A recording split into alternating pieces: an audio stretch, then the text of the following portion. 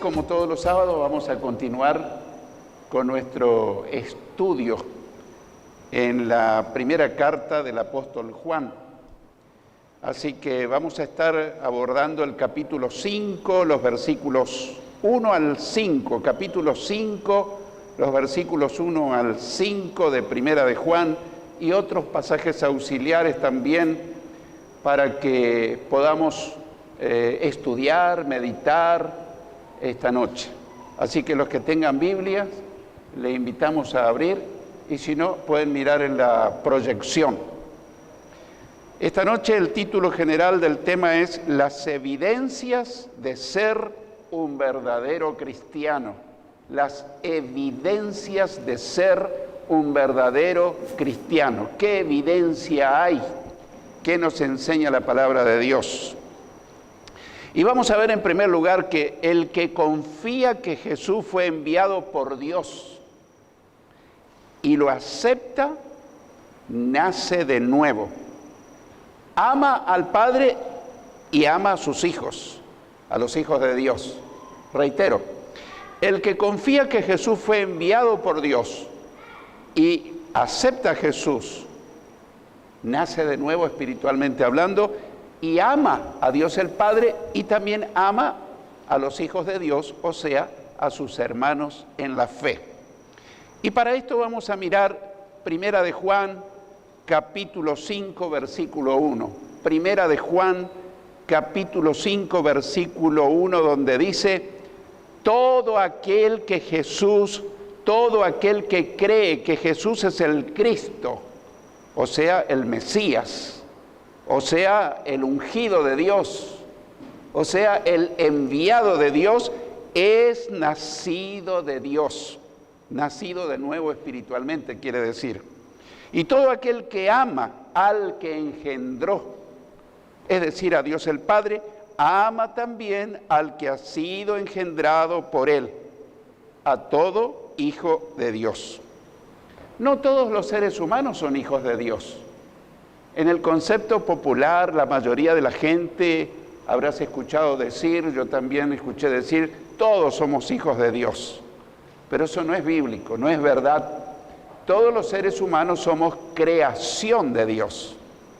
Para hacernos hijos de Dios, según la Biblia, tenemos que recibir a Cristo en nuestro corazón como nuestro Salvador, como nuestro Señor.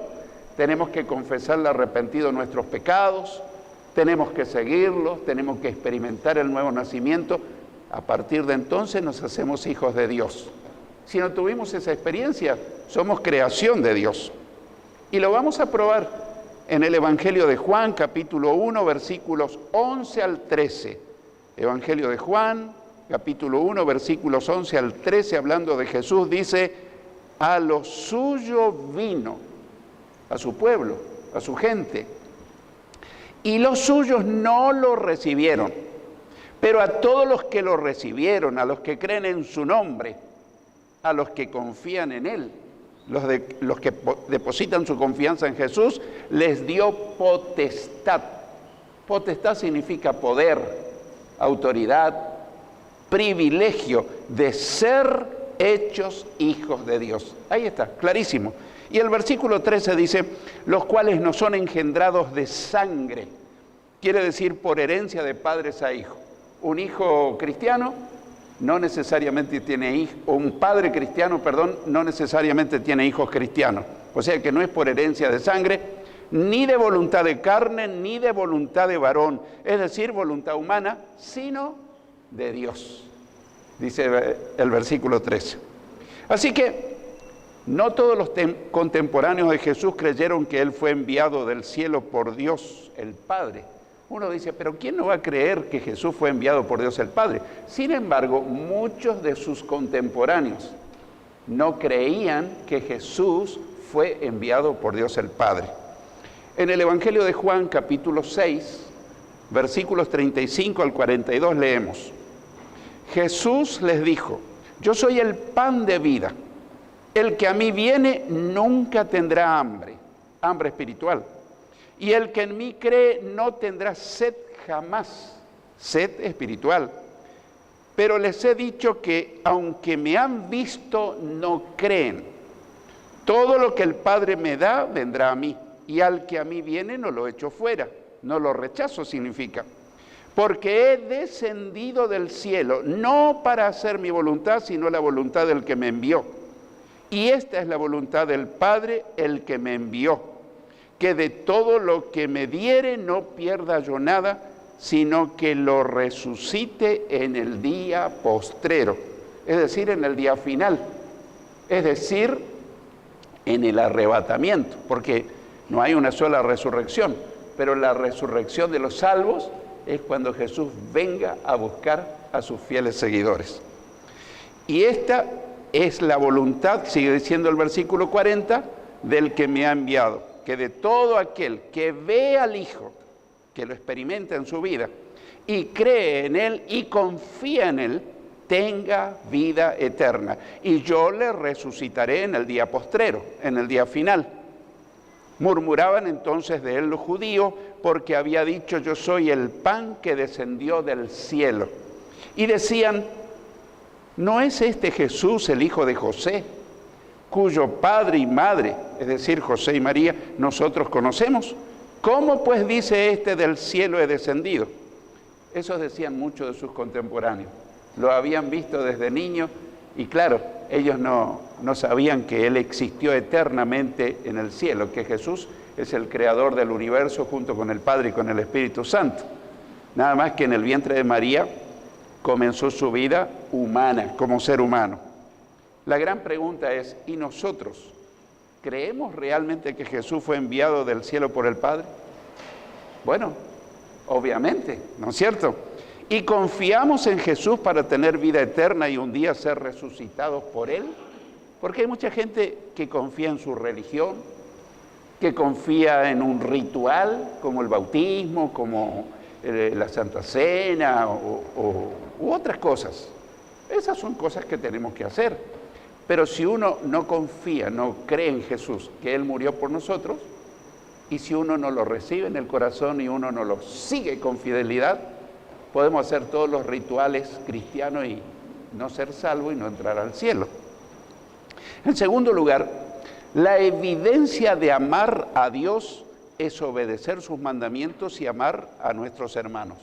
Reitero, la evidencia, la demostración de amar a Dios es obedecer sus mandamientos y amar a nuestros hermanos en la fe. En Primera de Juan 5:2 leemos, en esto conocemos que amamos a los hijos de Dios, a los que han nacido de nuevo, cuando amamos a Dios y guardamos y obedecemos sus mandamientos. En tercer lugar, la demostración de amar a Dios es obedecer sus mandamientos, los cuales no son difíciles. Reitero, la demostración de amar a Dios es obedecer sus mandamientos, los cuales no son difíciles, dice la palabra. En Primera de Juan 5:3 leemos, pues este es el amor a Dios, o esto es la demostración de amar a Dios, que guardemos, que obedezcamos sus mandamientos. Y sus mandamientos no son gravosos. Eso quiere decir, no son difíciles de obedecer. Ahora, veamos algunas cosas. ¿Por qué a algunas personas les es muy difícil obedecer los mandamientos de Dios? Quizás algunos de los que están presentes digan, bueno, para mí me es muy difícil obedecer los mandamientos de Dios. Bueno, podemos darle varias respuestas. Tal vez porque nunca naciste de nuevo espiritualmente. El que no nació de nuevo, no solo que le es difícil obedecer a Dios, le es imposible. Porque cuando uno nace de nuevo, uno tiene una experiencia transformadora. Dios a través del Espíritu Santo nos cambia, nos regenera, nos cambia. Y entonces sí podemos no solo obedecer, sino hacerlo con placer, con gusto. Pero el que no fue regenerado, el que no nació de nuevo, le es imposible obedecer los mandamientos de Dios. Así que una de las razones tal vez es porque no nació alguien de nuevo. Por eso son convencidos. Convencido quiere decir que están seguros, sí, Jesús es la verdad, Jesús es el camino, pero tal vez no están convertidos. Convertido quiere decir que fueron transformados en la regeneración por el Espíritu Santo. Quizás hayan nacido de nuevo. Es probable que alguno que le dificulte cumplir los mandamientos de Dios haya nacido de nuevo, pero viven en la carne. Vivir en la carne quiere decir dándole el gusto a su vieja naturaleza. Alguien me dirá, pero pastor, me domina mi vieja naturaleza. Sí, pero hay un poder superior a nuestra naturaleza caída, pecaminosa, que es el poder del Espíritu Santo. Y si uno cada día somete su vieja naturaleza, le rinde al poder del Espíritu Santo, entonces comenzamos a obedecer con gusto, con placer, con victoria, los mandamientos de Dios. ¿Estamos entendiendo? Muy bien. La pregunta puntual es, ¿y en tu caso, te es muy difícil cumplir los mandamientos de Dios? ¿Te es imposible cumplir los mandamientos de Dios? ¿Cómo andamos por casa? Como alguien dice. ¿Cómo te resulta? ¿Difícil? ¿Imposible? Bueno, yo creo que esta noche el Señor te está diciendo, vos tal vez no naciste de nuevo, porque los que nacen de nuevo pueden cumplir los mandamientos de Dios. O tal vez estás viviendo en la carne, no estás viviendo en el Espíritu. Y eso es muy importante, son decisiones que tenemos que tomar. Si es así, entonces tenemos que tomar decisiones. Dios respalda nuestras decisiones. Alguien dirá, pero yo soy muy débil, pero Dios es muy fuerte. Yo decido dejarme guiar por el Espíritu Santo y Dios respalda y comienzo a vencer a mi vieja naturaleza caída o pecaminosa. Y entonces, en vez de andar en la carne, andamos en el Espíritu, somos más que vencedores, caminamos en victoria y finalizamos nuestra carrera cristiana y luego partimos para el hogar celestial.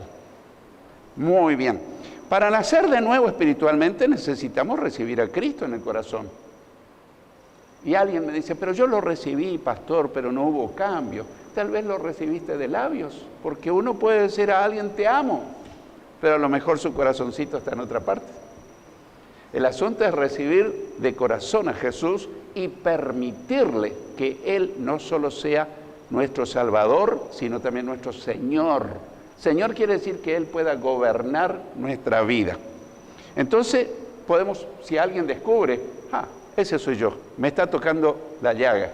Bueno, esta noche el Señor no te trajo para condenarte, sino para decirte, si hoy tomas tu decisión, a partir de ahora podrás ser una nueva creación. En cuarto lugar, los que nacen de nuevo espiritualmente vencen las cosas malas del mundo mediante la fe. Los que nacen de nuevo espiritualmente vencen las cosas malas del mundo mediante la fe. En 1 de Juan 5:4 leemos, 1 de Juan 5:4. Porque todo lo que es nacido de Dios, que ha nacido de nuevo espiritualmente, significa vence al mundo, las cosas malas de este mundo, las cosas pecaminosas. Y esta es la victoria que ha vencido al mundo, nuestra fe. Pastor, pero ese es mi problema. Mi fe no es tan fuerte. Bueno, la fe puede crecer. Todo el que ha nacido de nuevo espiritualmente vence las cosas malas del mundo, como decíamos.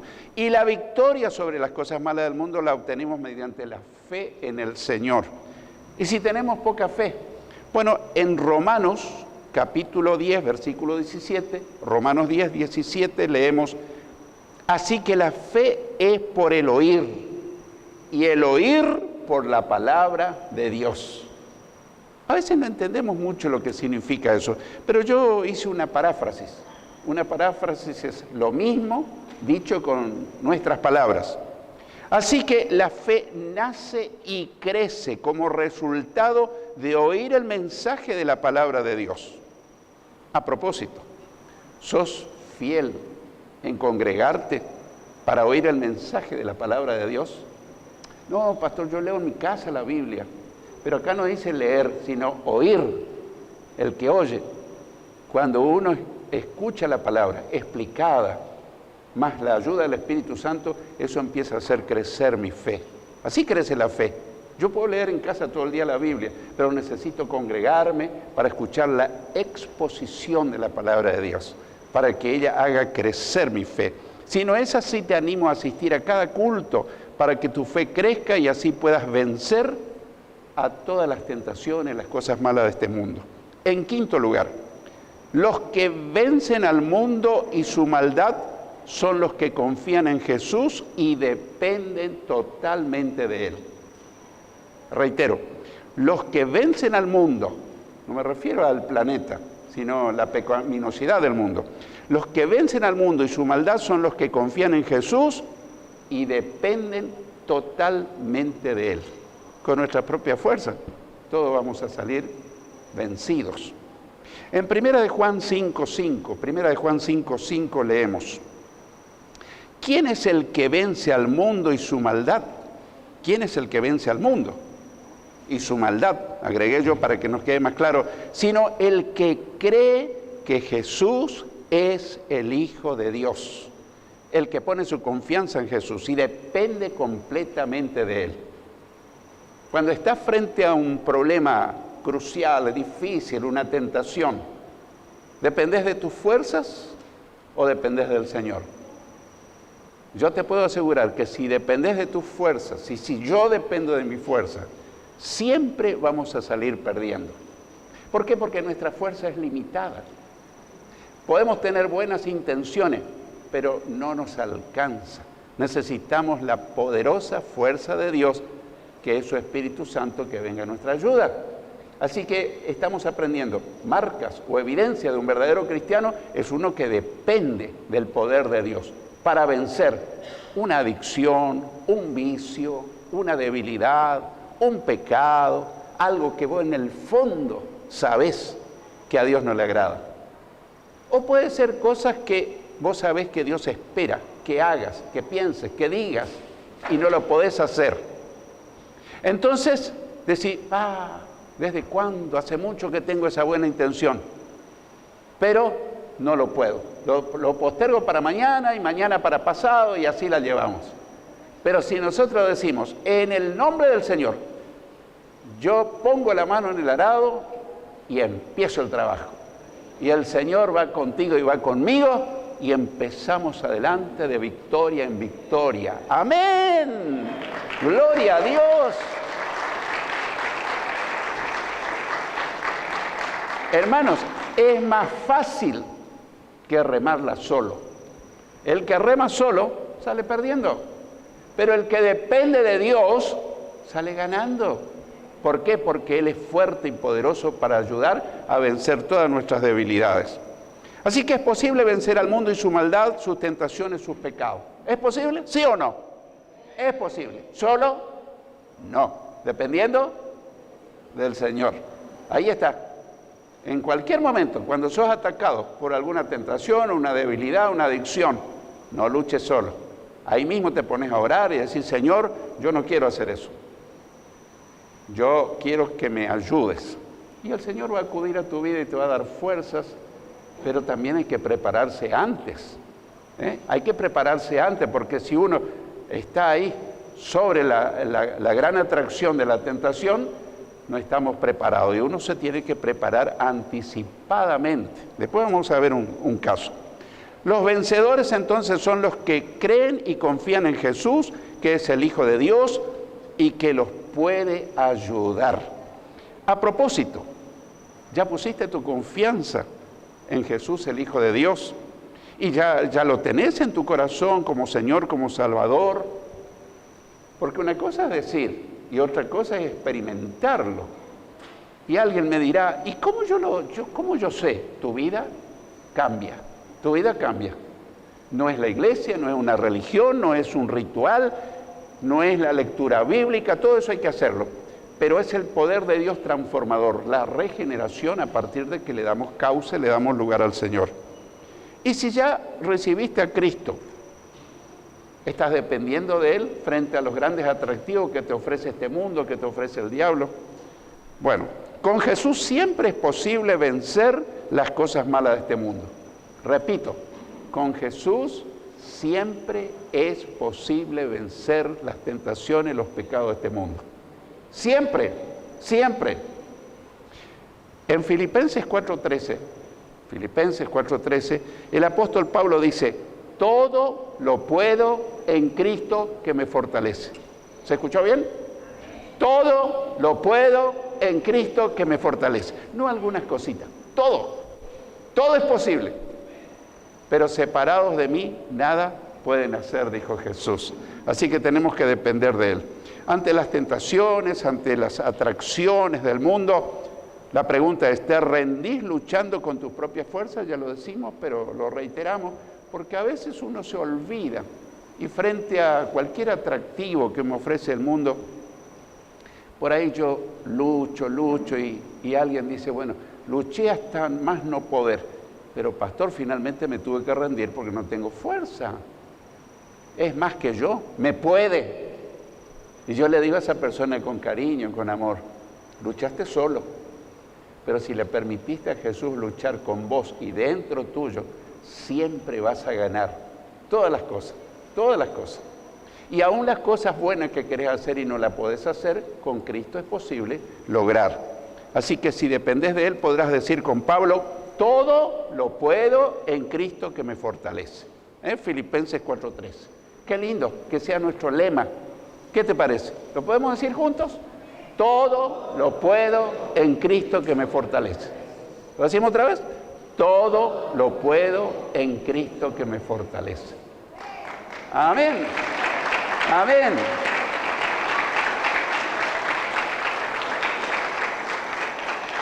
Esta noche, mañana, en cualquier momento, cuando aparece una tentación, una ocasión que vos sabés que te puede arrastrar, acordarte de este texto lema para tu vida. Con Cristo yo voy a vencer. Y si dependés de Él, Él viene en tu ayuda para sacarte adelante. Quiero contarles una historia real. Un hombre obeso había decidido dejar de comer alimentos que le hacían engordar. Quizás no somos obesos, pero ¿cuántos de nosotros deseamos bajar unos kilitos por ahí? Si yo pregunto, ¿qué quiere bajar unos kilitos? Varias manos se van a levantar, ¿no es cierto? Bueno, un hombre obeso significa excesivamente gordo, ¿no es cierto? Había decidido dejar de comer alimentos que le hacían engordar. Un día, al aproximarse a una panadería, dijo, no pasaré cerca de ese negocio. No voy a pasar cerca. Después de un momento dijo, bueno, ¿qué de malo hay en que pase por enfrente? Primero dijo, no voy a aproximarme. Después dijo, bueno, pero no voy a ser fanático. ¿Qué de malo hay que yo pase por enfrente del negocio? Con eso en mente se acercó poco a poco a la panadería. Y una vez frente a la panadería dijo, ¿qué puede pasarme si entro? Miren cómo va aflojando, ¿eh? ¿Qué puede pasarme si entro a la panadería? Total, no compraré ni una porcioncita de torta. Y entró a la panadería con esa idea. Dijo, no, yo voy a entrar. En vez de huir, en vez de alejarse, él mismo se fue dando licencia, permiso, para acercarse a algo que iba a constituir su gran tentación. Ya estando dentro dijo, bueno, ¿qué tiene de malo que compre una pequeña porción de torta y le dé solo una mordida? ¿Qué tiene de malo? Una pequeña porción de torta y le dio una mordida. Y efectivamente, compró una porción y la mordió, tragó, después volvió a morder otra porción y siguió. A estas alturas, la tentación había ganado la partida. ¿Qué nos está enseñando esta ilustración práctica? ¿Qué debía haber hecho este obeso? Allá está la panadería. No, es mejor que no pase por enfrente. Él mismo se fue dando permiso de acercarse a la panadería. No debiste haber pasado. Esto lo aplicamos en cualquier situación de la vida, ¿eh?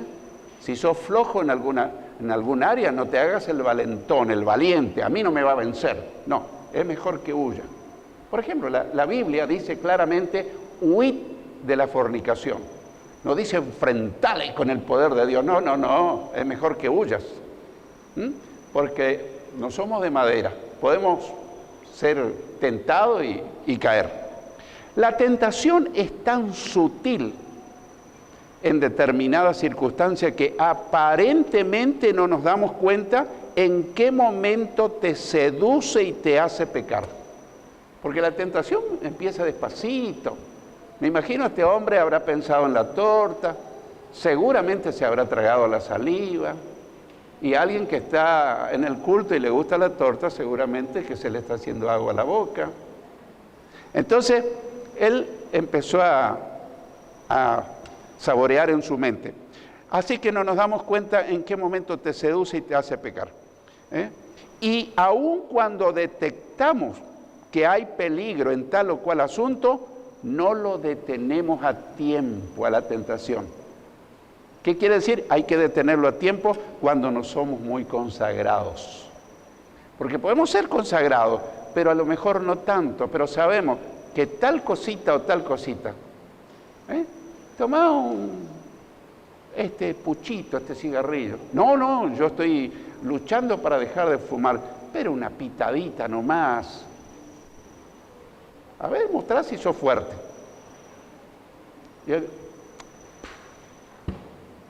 Y lo que había dejado, lo continúa.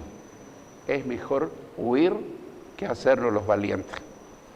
Dios nos ayuda a no ceder a las tentaciones, pero nosotros no tenemos que ser tan ingenuos como el hombre obeso que finalmente hizo lo que no debía hacer.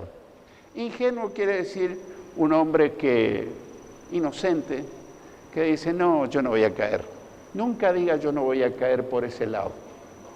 No te sientas fuerte. Es mejor que te sientas débil y que dependas de Dios. Con Dios siempre vamos a tener la victoria. Con Dios siempre vamos a ganar.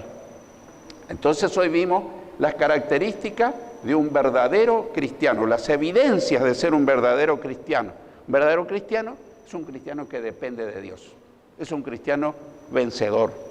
Es un cristiano que busca a Dios frente a sus debilidades y sale venciendo. El que tenga oído para oír, oiga lo que el Espíritu nos está diciendo a todos, a vos y a mí también.